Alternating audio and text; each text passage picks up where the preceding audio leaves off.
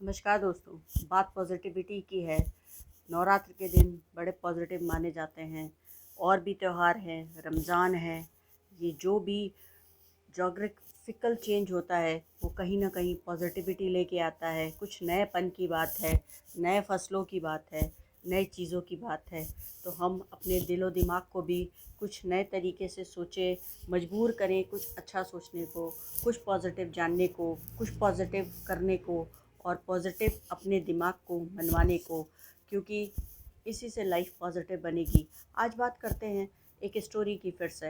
एक बार की बात है, एक जो संत थे उन्होंने अपने ध्यान में देखा कि उनका एक जो सबसे प्रिय शिष्य है वो अगले 7 दिन बाद उसकी डेथ होने वाली है।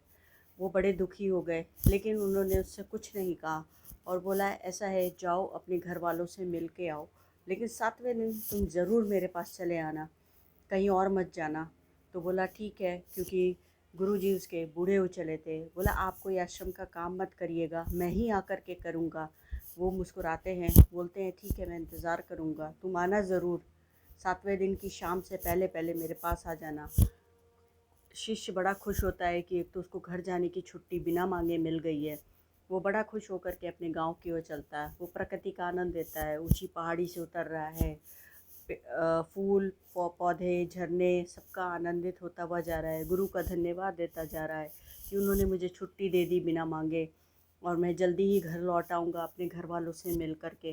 रास्ते में जब नदी उसे पार करनी होती है तो वहाँ पे देखता है कि चींटियों के कई बिल बने हुए होते हैं और वहाँ पे नदी का पानी बढ़ रहा होता है। तो उसको देख के चिंता हो जाती है कि ये नदी कुछ ही देर में ये सारी चींटियों का जो बिल है वो तोड़ देगा, ये जितनी भी बाम्बियाँ हैं सब तोड़ दी जाएंगी। ना जाने उसके दिलो दिमाग में क्या सूझता है। वो अपने कपड़े अपना सामान एक तरफ रख करके सबसे पहले उन चींटियों के लिए वहाँ पे घरों के लिए एक रेलिंग सा बनाता है, एक मेढ़ बनाता है, एक नाली बनाता है, जिससे पानी आए भी तो वापस वो नदी में ही मिल जाए।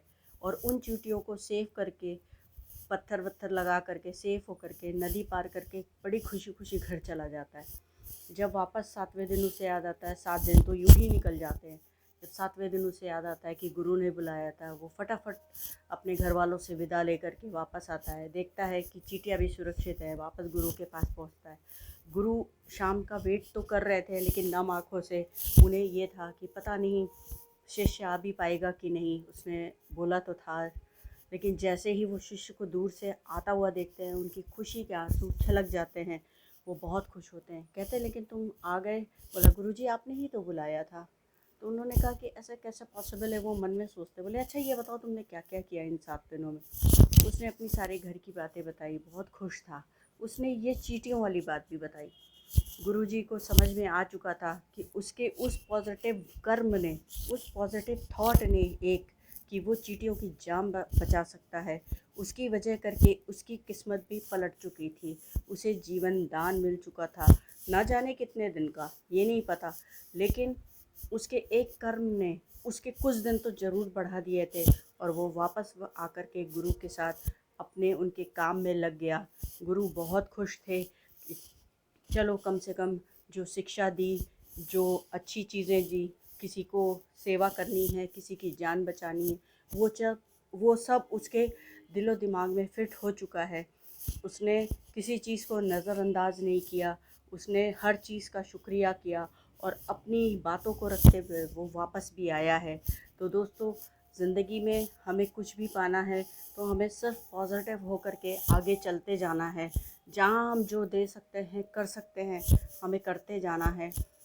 ना जाने क्या होगा, किसको क्या मिलेगा, ये तो ऊपर वाला जाने। लेकिन सिर्फ थॉट यही है, बी पॉजिटिव। और अपनी लाइफ में भी और दूसरों की लाइफ में भी 100% कुछ ना कुछ देते चलिए। बाकी रब की मर्ज़ी। कल फिर मिलते हैं नए वीडियो में नए थॉट के साथ। तब तक के लिए धन्यवाद।